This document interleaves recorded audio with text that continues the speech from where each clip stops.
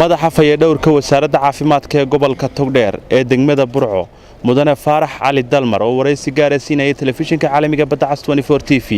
ayaa waxa uu ka warbixiyay khataraha ka dhalan kara xilli roobaadka waxaana hadaladiisii kamid ahaa TV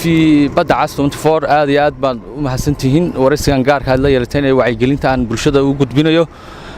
anigoo ah madaxa degmada fayo dhawrka ee wasaaradda caafimaadka iyo horumarinta gobolka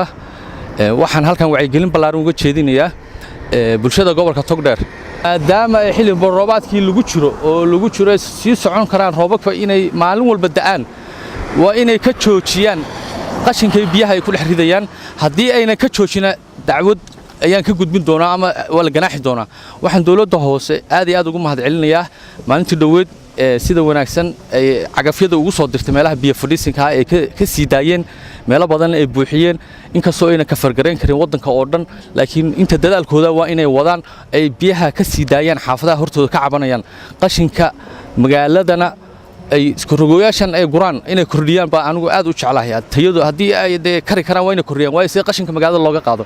marka qashinka intuu ku jira ayuu xanuunkana ku jira محمد سعيد قاعد نقول تلفزيون كعالمي بدعة 24 TV برعو